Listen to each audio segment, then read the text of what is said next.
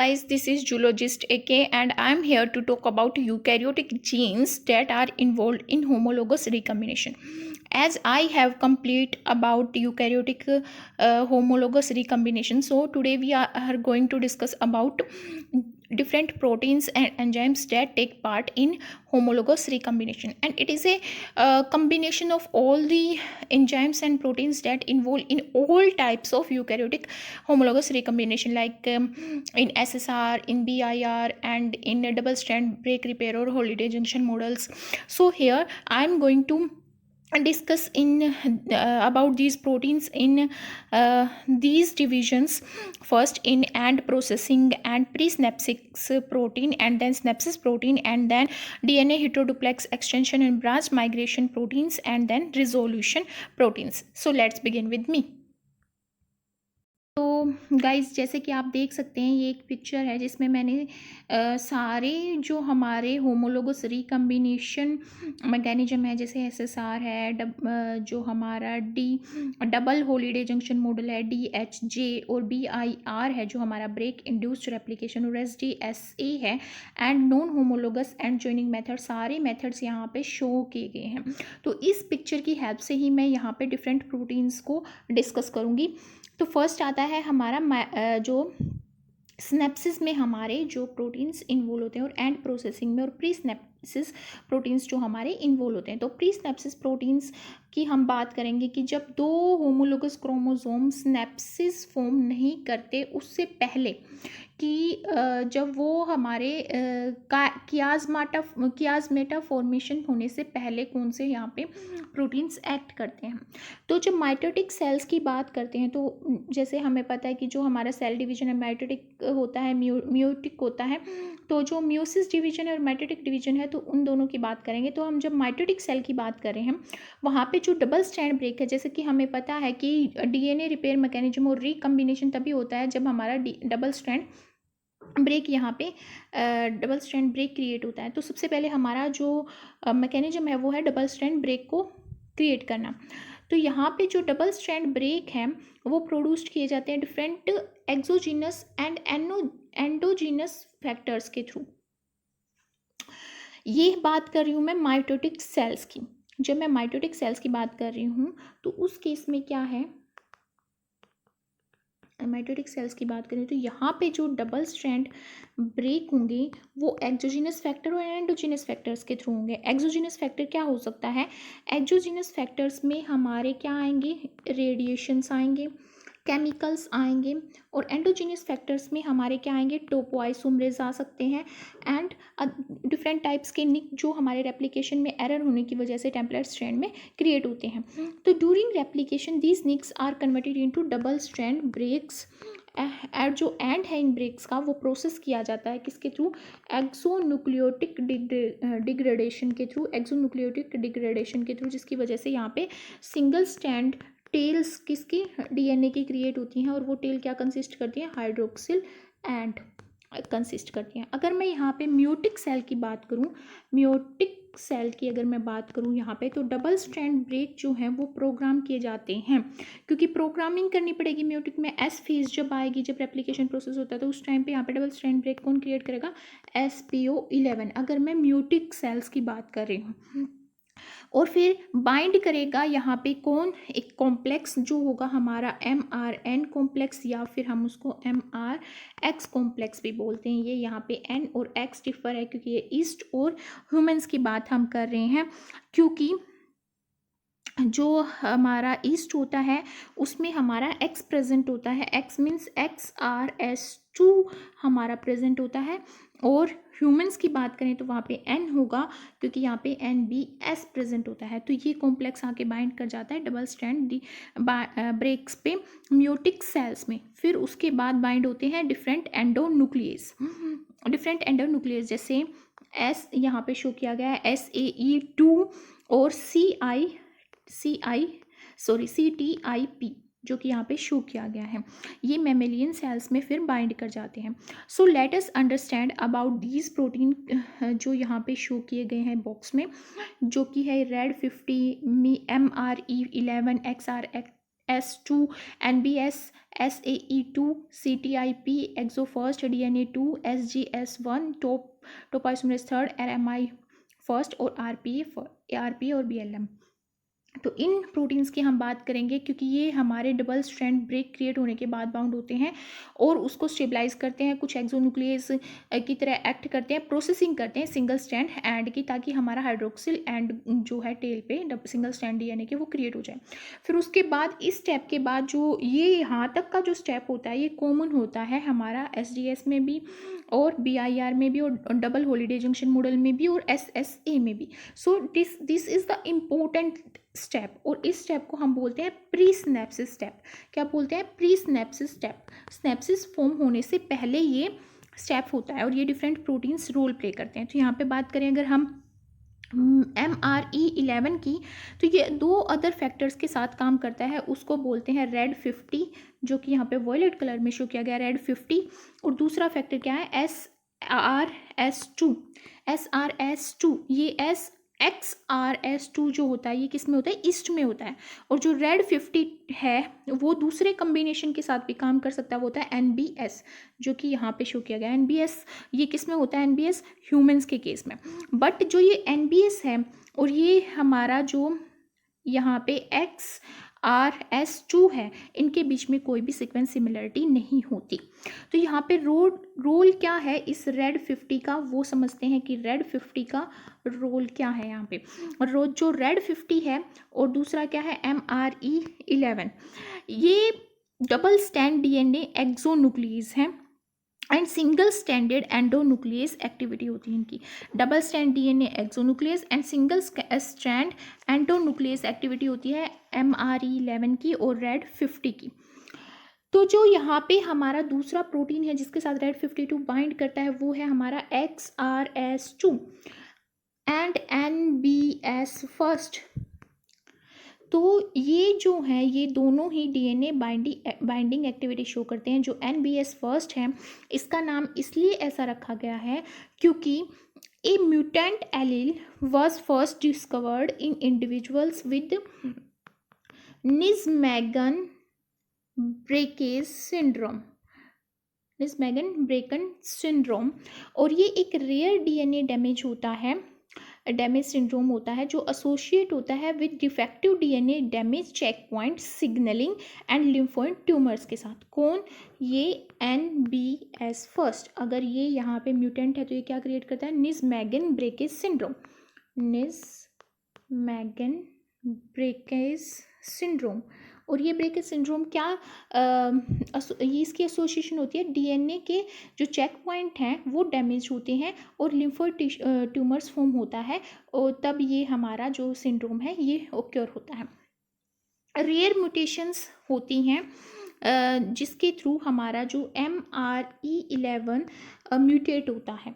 तो rare mutation that produce MRE11 with low activity, जिसमें हमारी MRE11 की लो एक्टिविटी होंगी, उन म्यूटेशंस में वो म्यूटेशंस रेयर होती हैं बट ये ह्यूमंस में कॉमनली पाई जाती हैं। और ये क्या सिंड्रोम क्रिएट करती हैं? एक सिंड्रोम क्रिएट करती हैं ATLD, जिसको बोलते हैं ataxia telangiectasia like disorder. Ataxia telangiectasia like disorder. और इस डिसऑर्डर से ATLD डिसऑर्डर से रिलेटेड जो पेशेंट्स होते हैं उनमें डेवलपमेंट प्रॉब्लम ज़्यादा होती है और वो डिफेक्ट शो करते हैं DNA डैमेज चेक पॉइंट में और DNA damage checkpoint signalling में। तो जो म्यूटेशंस हैं यहाँ पे किसमें? मोस्टली हमारे MRE11 में और XRS2 में, और जो रेड 50 है ये सेंसिटिव होती हैं किससे? आयनाइजिंग रेडिएशन से। एंड डिप्लॉयड सेल्स जो होती हैं वो उसकी वजह से पुअर म्यूटेटिक आउटकम दे पाती हैं क्योंकि ये बहुत ही ज़्यादा सेंसिटिव है आयनाइजिंग रेडिएशन से। तो अगर हम किसी सेल को कल्चर कर रहे हैं और उसमें म्यूसिस डिवीजन हो रहा है तो हम उसको आयनाइजिंग रेडिएशन से बचा के रखेंगे, otherwise this red 50, this MRE11 और this XRS2 will get mutated और डिफरेंट सिंड्रोम क्रिएट हो जाएंगे और हमारा जो आउटकम होगा म्यूसिस का वो बहुत ही पुअर आउटकम होगा। और नल म्यूटेशंस मोस्टली फाइंड आउट होती हैं किसमें? MRE11 में, रेड 50 में NBS फर्स्ट में। ये किस में होती है नल म्यूटेशन? माइस में होती हैं और ये लिथल म्यूटेशंस होती हैं। फिर जो यहाँ पे रेड 50 MRE11 और XRS2 है, इसको क्या बोलते हैं? MRN या फिर MRX बोलेंगे। क्या बोलेंगे इसको? इसको MRN बोलेंगे या फिर MRX बोलेंगे या फिर MRN बोलेंगे। M स्टैंड फॉर MRE11 जो कि मैं यहाँ पे बात कर चुकी हूँ। R stand for red 50, N stand for NBS first, और जो कि हमारा किस में होता है? ये हमारा NBS फर्स्ट जो होता है ये होता है ह्यूमंस के केस में। और जो यहाँ पे XRE है, जो XRS2 है, ये हमारे ह्यूमंस में होता है, इसलिए हम उसको MRX बोलते हैं। ये होता है इसके केस में। और अगर हम ह्यूमंस की बात करें तो MRN होता है, क्योंकि वहाँ पे NBS फर्स्ट होता है। तो दीज आफ्टर MRN और MRX ये जो कॉम्प्लेक्स है बाइंड कर जाएगा किस पे? डबल स्ट्रैंड ब्रेक पे, जो DNA में क्रिएट होंगे। फिर उसके बाद क्या बाइंड होगा? CTIP, जो कि यहाँ पे शो किया गया है, CTIP और SAE2, CTIP और SAE2 शो किया गया है यहाँ पे। तो यहाँ पे SAE2 और CTIP है जो ये प्रिपेयर करते हैं डबल स्ट्रैंड एंड्स को, रिमूव करते हैं कोई भी अटैच प्रोटीन उनसे अटैच ना हो, और adduct that would inhibit and resection. Means जो भी उनसे प्रोटीन अटैच है डबल स्ट्रैंड ब्रेक से उसको रिमूव करेंगे, और जो इन रिसेक्शन है उसको क्या करेंगे? इनहिबिट करेंगे। दीज एंड्स, कौन से एंड्स? जो डबल स्ट्रैंड ब्रेक के बाद single strand DNA ends create हुए हैं वो रिसेक्ट किए जाते हैं, रिसेक्शन किया जाता है उनका डिफरेंट न्यूक्लियसेस के थ्रू। जो न्यूक्लियसेस किसके साथ एक्ट करते हैं? यहाँ पे न्यूक्लियसेस प्लस हेलिकेज एंजाइम यहाँ पे एक्ट करते हैं, जो अनवाइंड करते हैं डुप्लेक्स DNA को, ताकि क्या एक्सपोज हो सके? सिंगल स्ट्रैंड DNA मोलिक्यूल यहाँ पे एक्सपोज हो सके, और single stranded DNA and with hydroxyl group यहाँ पे वो ओपन अप हो सके। तो यहाँ पे कौन कौन से एंजाइम एक्ट करेंगे? एक्सो फर्स्ट एंड DNA2, जो कि यहाँ पे शो किया गया है, एक्सो फर्स्ट और DNA2। ये एक्सो फर्स्ट और DNA2 क्या है? ये एक्सो न्यूक्लियस है।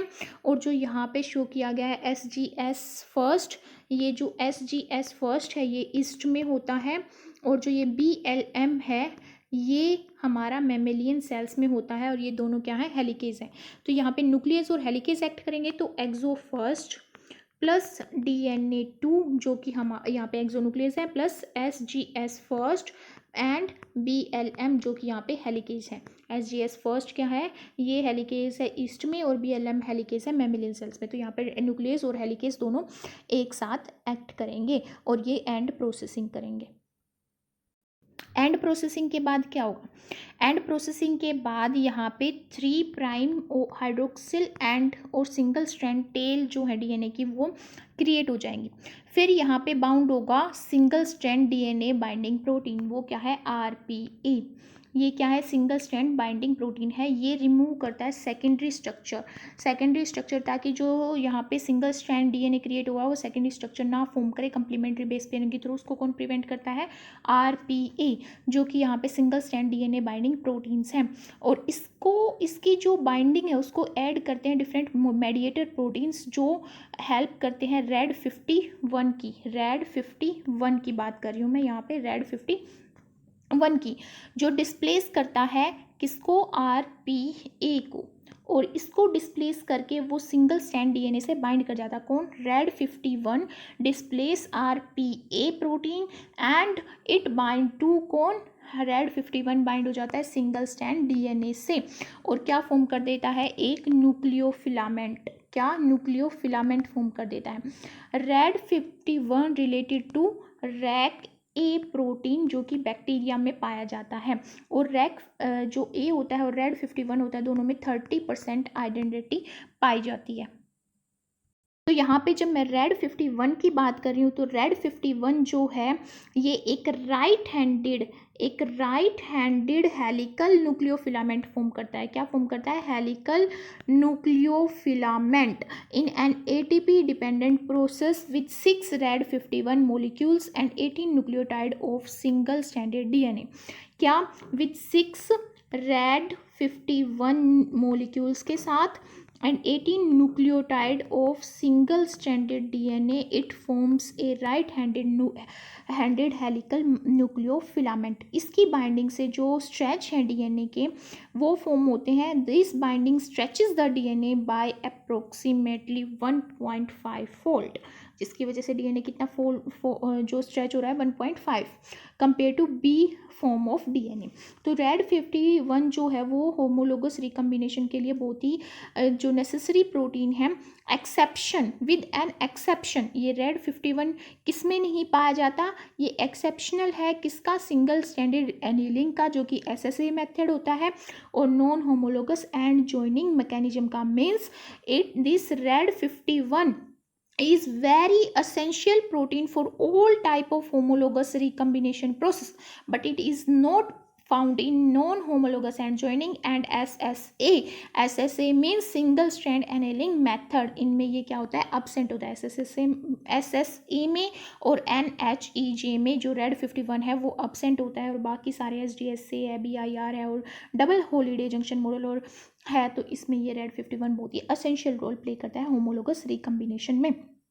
और जो रेड 51 है is not an essential gene in yeast, but null mutants are reduced in mitotic recombination and are sensitive to ionizing radiation. तो जो डबल स्टैंड ब्रेक है वो फॉर्म होता है बट बिकम डिग्रेडिंग इन माइस की बात करें तो रेड 51 जो क्या है वो एक असेंशियल प्रोटीन है. And mice that are homozygous for mutant Rad 51 के लिए अगर होमोजाइगस होंगे तो वो सर्वाइव नहीं कर पाएंगे अर्ली स्टेज में एम्ब्रियोजेनेसिस की.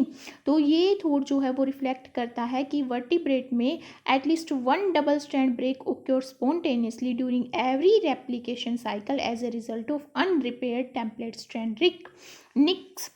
अगर हम विट्रो की बात करें तो जो मेडिएटर्स हैं वो हेल्प करते हैं रिमूव करने में किसकी, दिस RPA प्रोटीन की, एंड असेंबली करने में किसकी, रेड 51 की ऑन सिंगल स्ट्रैंडेड DNA, और प्रमोट करते हैं in vitro strand exchange reaction. अगर हम ईस्ट में बात करें तो मेडिएटर क्या है इस रेड 51 के, वो होते हैं, ईस्ट की बात कर रही हूँ मैं यहाँ पे, तो रेड 51 को बाइंड करने के लिए सिंगल स्ट्रैंड DNA पे यहाँ पे डिफरेंट मेडिएटर हैं इन ईस्ट की बात कर रही हूँ. वो मेडिएटर है Rad 52, red 55 and 57 and red 55 and red 57 and red 55 and red 57. Means ये कॉम्प्लेक्स में बाइंड करेंगे रेड 55 और रेड 57, एंड एलोन बाइंड करेंगे रेड 55 एंड रेड 57, जो फॉर्म करते हैं एक हेटेरोडाइमर. और सेम होमोलॉगी होती है उनकी रेड 51 से, पर कोई जो स्ट्रैंड है वो एक्सचेंज एक्टिविटी नहीं परफॉर्म होती.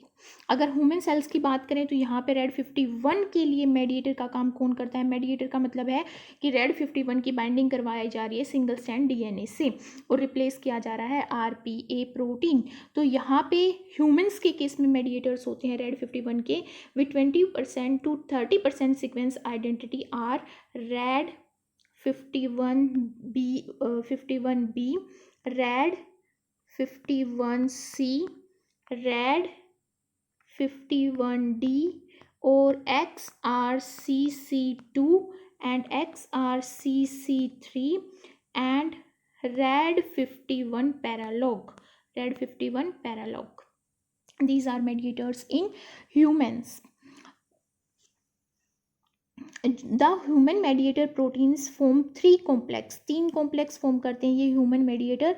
एक कॉम्प्लेक्स क्या है, कंपोज करता है red 51B plus red 51C, red 51C, और सेकेंड कॉम्प्लेक्स है वो कंसिस्ट करता है रेड 51D प्लस XRCC2, और थर्ड को कंपोज करता है रेड 51C प्लस XRCC3.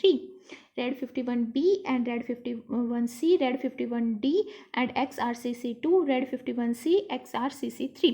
तो ये 3 कॉम्प्लेक्स फॉर्म किए जाते हैं ह्यूमन मेडिएटर प्रोटीन्स के साथ। जो पैरेलॉग जीन है वो deleted have been deleted in chicken cell line and knocked down in mammalian cell. Although the cell line are viable, they are subject to numerous chromosome breaks and rearrangement and have reduced viability compared to normal cell line. माइस जिसमें पैरालोगस gene जो है वो delete किए गए, वो वाइएबल नहीं हुए और उनकी अर्ली एम्ब्रियो में ही क्या होगी, डेथ होगी। बट चिकन के केस में और ह्यूमंस के केस में ऐसा नहीं हुआ, बल्कि वाइएबल जो रीअरेंजमेंट है और रिड्यूस्ड वायबिलिटी हुई नॉर्मल सेल से, बट वो सर्वाइव कर गए। अगर ह्यूमन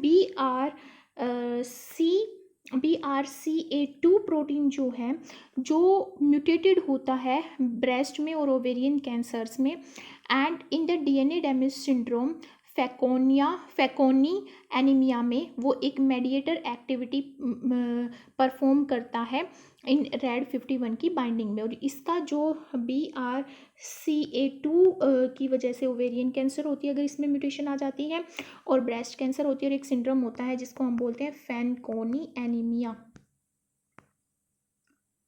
एज BRCA2 ये इंटरेक्ट करता है किसके साथ, रेड 51 के साथ, जो कि हम इस पिक्चर में देख सकते हैं। रेड 51 के साथ यहाँ पे एक्ट करता है BRCA2। तो ये BRCA2 जो है ये फिजिकली इंटरेक्ट करता है रेड 51 प्रोटीन के साथ और सिंगल स्ट्रैंड DNA से बाइंड कर जाता है। This is not N unexpected activity for BRCA2। जो जेनेटिक स्टडी है माउस सेल में, उन्होंने शो किया है कि जो ये BRCA2 है ये होमोलोगस रिकम्बिनेशन के लिए एक रिक्वायर्ड फैक्टर है जो फिजिकली इंटरेक्ट करता है रेड 51 के साथ, और उसकी जो बाइंडिंग है सिंगल स्ट्रैंड DNA के साथ उसको ये मेडिएट करता है। जो इसका एक रिलेटेड होता है, रिलेटेड BRH2 प्रोटीन वो बाइंड करता है एक कॉम्प्लेक्स में with this rad 51 protein and recruit करता है इस रेड 51 को सिंगल स्ट्रैंड DNA से। जो single strand DNA RPA protein के थ्रू कोड कर रखा है, तो वो क्या करता है, RPA1 को डिस्प्लेस करके रेड 51 की बाइंडिंग करवाता है ताकि रेड 51 क्या कर सके, न्यूक्लियोफिलामेंट फॉर्मेशन कर सके। तो यहाँ पे ईस्ट जो सेल्स होती हैं, अगर वहाँ पे म्यूटेंट्स डिलीटेड फॉर्म में प्रेजेंट है रेड 55 के और रेड 57 के, जो कि मेडिएटर हैं, रेड 55 और रेड 57 अगर डिलीटेड है या फिर म्यूटेटेड फॉर्म में प्रेजेंट है, तो वो टेम्परेचर डिपेंडेंट आयनाइजिंग रेडिएशन के अगेंस्ट सेंसिटिविटी शो करती हैं वो ईस्ट सेल्स, और उनमें होमोलोगस रिकम्बिनेशन भी रिड्यूस्ड अमाउंट में होता है, और कोई भी सक्सेसफुल मियोसिस नहीं कर पाती वो सेल जिसमें ये रेड 55 और रेड 57 जो कि मेडिएटर होते हैं रेड 51 के ईस्ट सेल में, वो सेल सर्वाइव नहीं कर पाती और मियोसिस कंप्लीट नहीं कर पाती। तो जो रेड 52 है is not essential for recombination in vivo in mammalian cell and does not appear to have a mediator role in this cells. इसका रेड 52 का कोई मेडिएटर रोल नहीं है मैमेलियन सेल्स में। It is however the most critical homologous recombination protein yeast cell में क्या होता है, रेड 52। बट ईस्ट सेल में रेड 52 बहुत ही इंपॉर्टेंट रोल प्ले करता है मेडिएशन में, बट रेड 52 मैमल्स में नहीं होता। आती है सिनेप्सिस की बारी। अभी तक जो हमने बात की वो किसकी की, प्रीसिनेप्सिस प्रोटीन्स की बात की। अब होती है सिनेप्सिस की बारी जब रेड 51 फिलामेंट और न्यूक्लियो फिलामेंट फॉर्म कर दिया जाता है। तो उसके बाद क्या होता है, सिंगल स्ट्रैंड DNA पे जब न्यूक्लियो फिलामेंट फॉर्म हो जाएगा double strand break repair mechanism के थ्रू, तो वहाँ किसमें सिंगल स्ट्रैंड DNA रिपेयर जो synthesis dependent strand annealing process है उसमें, और डबल हॉलिडे जंक्शन मॉडल है उसके केस में, और BIR के केस में, तो वहाँ पे क्या होगा, होमोलोगस जो टेम्पलेट है उसका सर्च स्टार्ट हो जाता है। तो फिर उसके बाद क्या होता है, एक बार जब बाउंड हो जाता है DNA और स्ट्रैंड इन्वेजन करके वो क्या फॉर्म कर देता है, एक डी लूप फॉर्म कर देता है। क्या फॉर्म कर देता है, एक डी लूप फॉर्म कर देता है। तो स्ट्रैंड इन्वेजन के लिए चाहिए होता है यहाँ पे रेड 54, क्या चाहिए होता है, Rad 54 protein and the related RDH54 and TID first protein in the east. क्या चाहिए होता है, RADH54 and TID first protein in case of east. और अगर हम मैमल्स की बात करें तो यहाँ पे रेड 54B चाहिए होता है मैमल्स के केस में, जैसे कि हम यहाँ पे देख सकते हैं रेड 54B मैमल्स के केस में चाहिए होता है, Rad 54 and here that first protein in case of yeast चाहिए होता है डी लूप की फॉर्मेशन के लिए। डी लूप की फॉर्मेशन के लिए ये प्रोटीन्स नेसेसरी होता है। रेड 54 एंड RDH54 जो हैं वो मेंबर होते हैं किसके, SWI and SNF chromatin remodelling super family, SWI and SNF chromatin remodelling super family के ये मेंबर्स होते हैं RDH54 एंड रेड 54।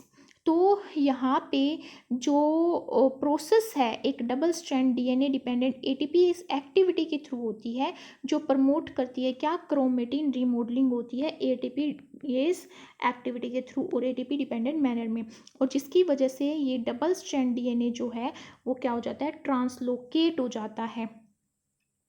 ये डबल स्ट्रैंड डीएनए क्या हो जाता है, यहाँ पे ट्रांसलोकेट हो जाता है। अगर हम यहाँ पे बात करें एसटीएस में भी वो ट्रांसलोकेशन होती है यहाँ पे डी लूप की और डबल स्ट्रैंडेड जो यहाँ पे डीएनए है, including super helical stress in double stranded DNA.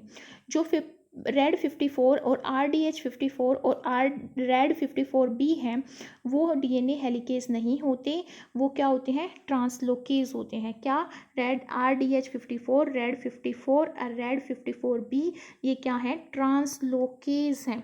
Translocase हैं जो क्या करेंगे, डबल स्ट्रैंडेड डीएनए को ट्रांसलोकेट करेंगे और ओपनिंग करेंगे डबल स्ट्रैंड की जो सर्व करेगा to stimulate D loop formation.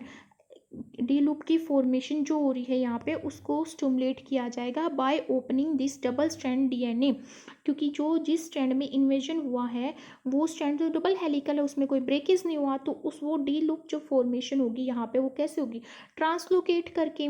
तो वो ट्रांसलोकेज एंजाइम यहाँ पे ये एंजाइम यहाँ पे एक्ट करेंगे। अगर हम ईस्ट की बात करें तो वहाँ पे रेड 51 जो है is require for efficient mitotic recombination and for double strand break as Rad 54 deficient cells are sensitive to ionising radiation and other DNA damaging compounds. तो रेड 54 डेफिशिएंट सेल्स जो होती हैं वो रिकम्बिनेशन में क्या कर जाती हैं, डिफेक्ट शो करती हैं और डीएनए डैमेज जो सेंसिटिविटी है वो भी उनमें बहुत कम होती है। This sensitivity enhanced when this red 54 and RDH54s are deleted, जो कि हमने बात की कि वो ट्रांसलोकेज प्रोटीन होते हैं। In meiotic cells these rad 54 mutants are complete meiosis but have reduce spore viability.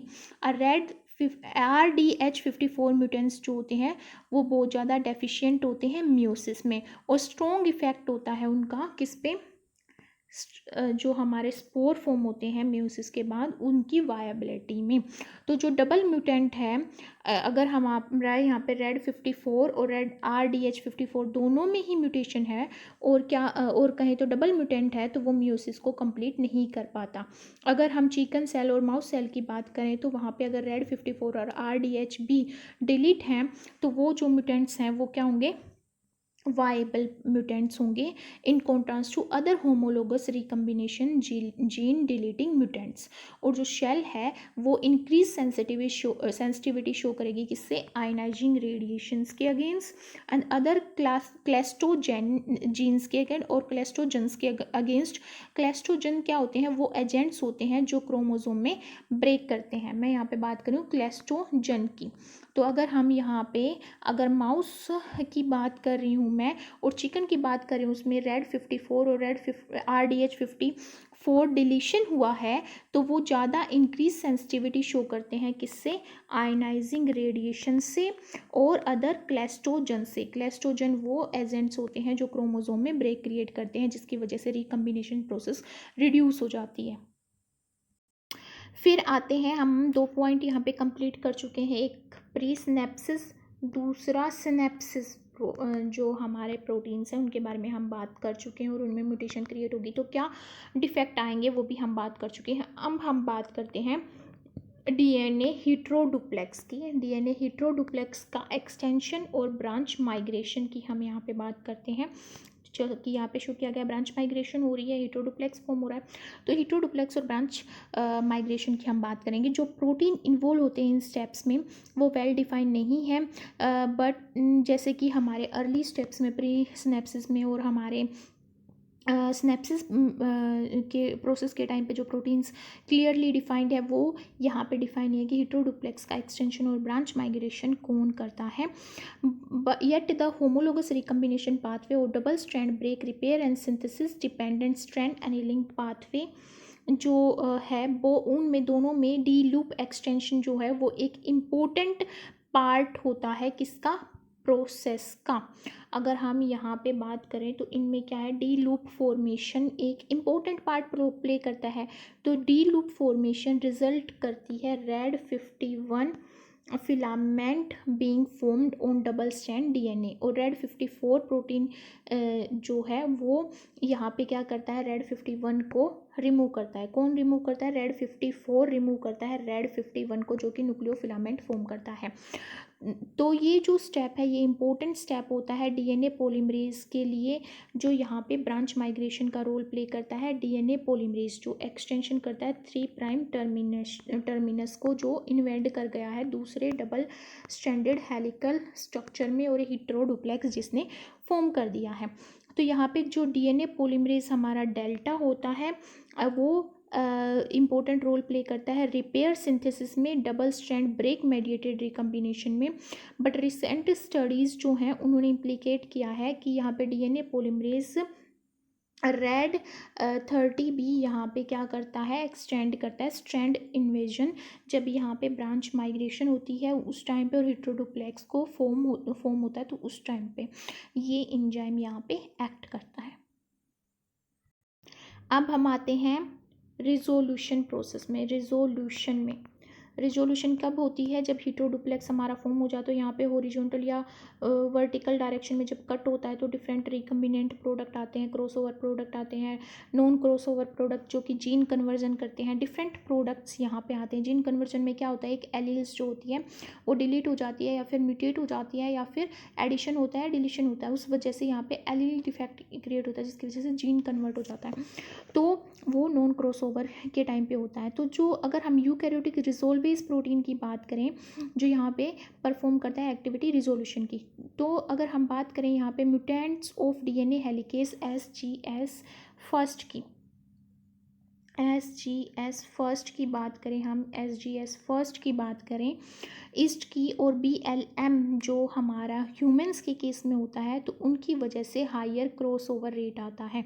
अगर म्यूटेशन हो जाती है इन दो जीन्स में, किसमें, एसजीएस फर्स्ट में, ये जो यहाँ पे शो किया गया है, और बीएलएम जो कि यहाँ पे ह्यूमंस में होता है, ये दोनों क्या है, हेलिकेज हैं। एसजीएस फर्स्ट जो है वो ईस्ट में हेलिकेज है एंजाइम है, और बीएलएम जो है वो ह्यूमंस में हेलिकेज एंजाइम है। अगर इनमें म्यूटेशन आती है तो वो क्या देते हैं, हायर क्रॉस ओवर प्रोडक्ट देते हैं, जिसकी वजह से यहाँ पे ये आइडेंटिफाई किया गया कि जो ये हेलिकेज हैं एसजीएस फर्स्ट और बीएलएम, ये प्रिवेंट करते हैं cross over formation by Holliday junction resolvase as a non cross over product, है ना।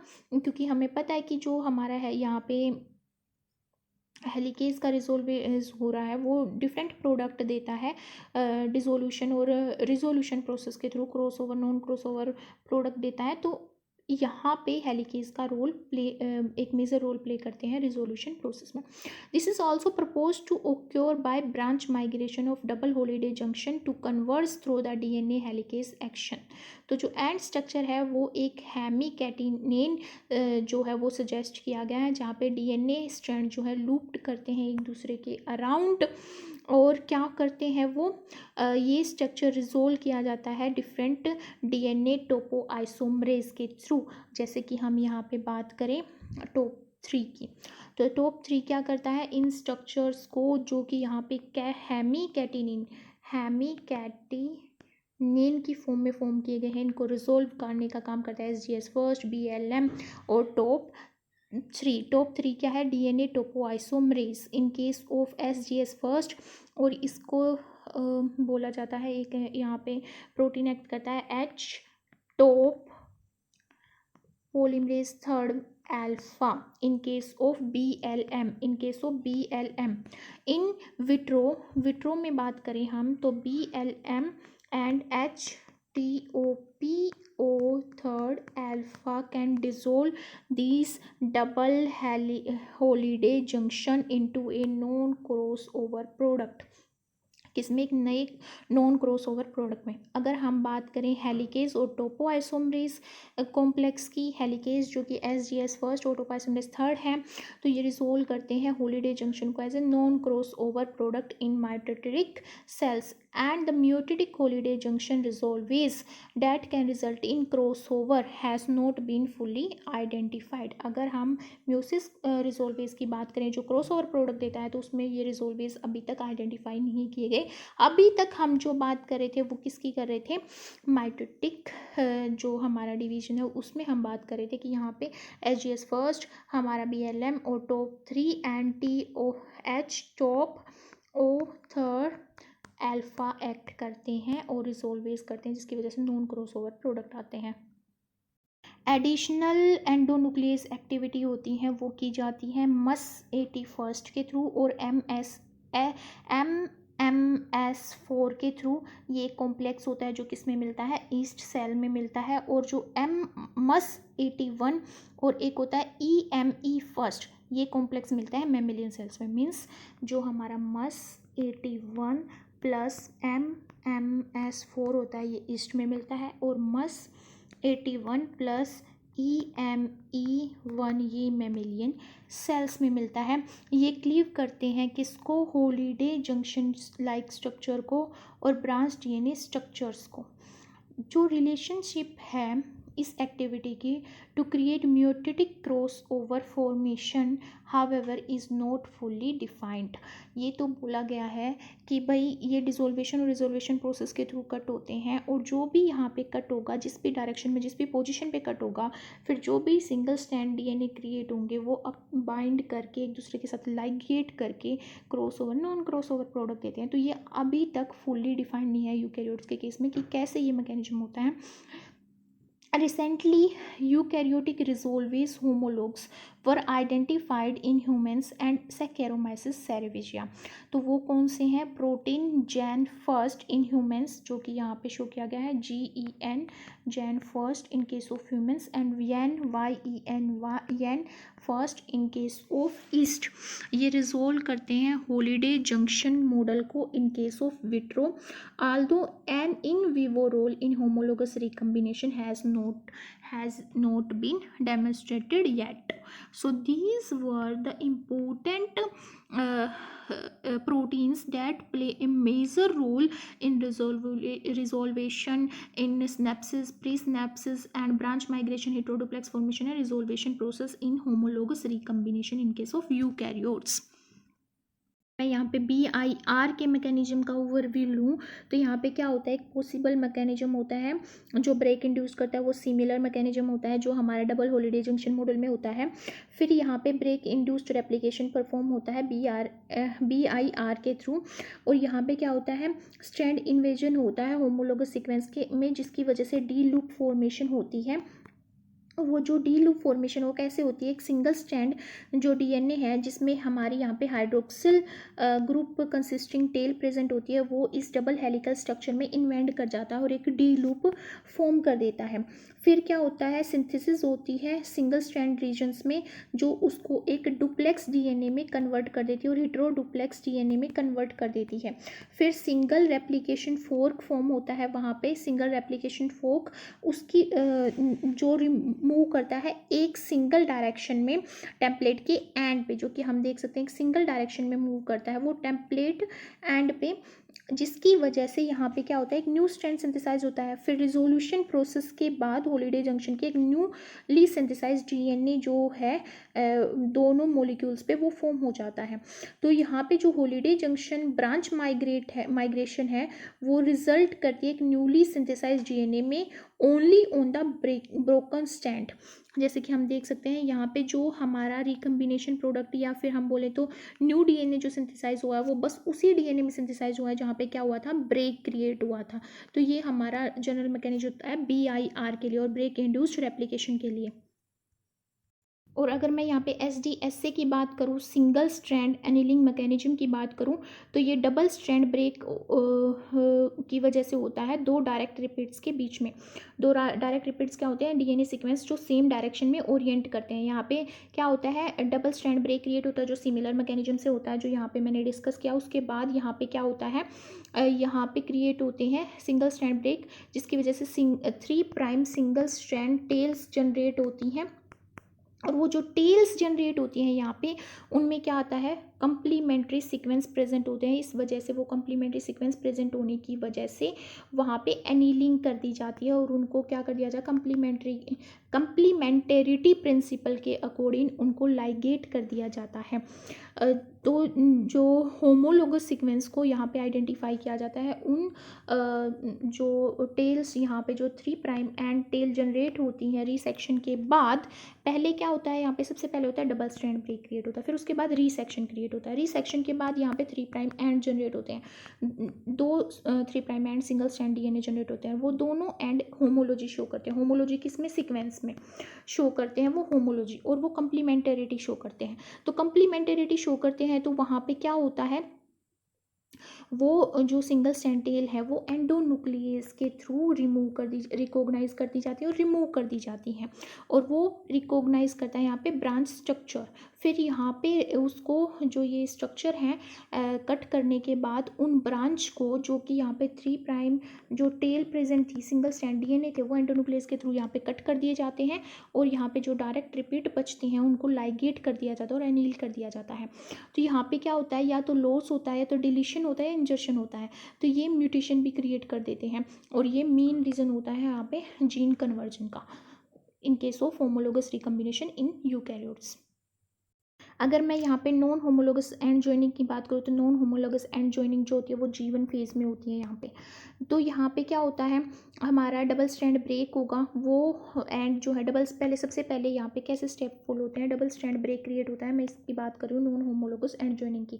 सबसे पहले डबल स्ट्रैंड ब्रेक होता है, फिर यहाँ पे KU हेटेरोडाइमर बाइंड होता है। KU में दो सब यूनिट होती हैं, KU70 एंड KU80, वो बाइंड कर जाती हैं डबल स्ट्रैंड ब्रेक पे और उसको स्टेबलाइज कर जाती हैं। फिर KU DNA डुप्लेक्स जो कॉम्प्लेक्स है वो जक्स्टापोज्ड हो जाते हैं। फिर यहाँ पे क्या होता है, उसके बाद यहाँ पे ब्रिज फॉर्म होता है। जो ये जो एंड होते हैं सिंगल स्ट्रैंड, जो जहाँ पे कट लगा हुआ था डबल स्ट्रैंड ब्रेक्स में, वो क्या करते हैं, ब्रिज फॉर्म करते हैं। वहाँ पे एक्सटेंशन होती है उन एंड्स की जो सिंगल स्ट्रैंड पे प्रेजेंट है, और ये ब्रिज KU ब्रिज एंड बोले जाता है इनको, KU bridge ends.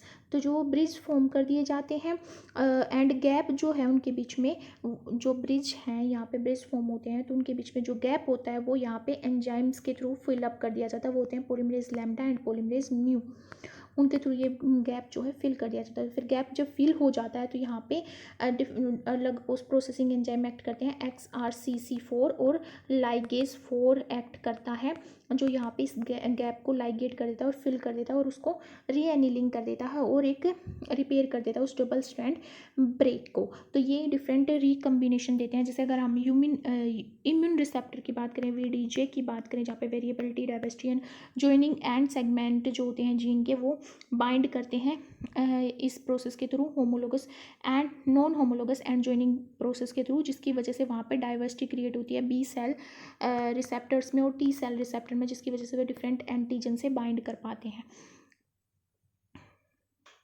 Guys, this was all about the eukaryotic proteins and about the overview of these homologous recombination in case of eukaryotes. So if you like my video, then please thumbs up, and if you have any query, then write in the description box given below. Thank you so much for watching my videos, and please subscribe to my channel and support me. Thank you so much again.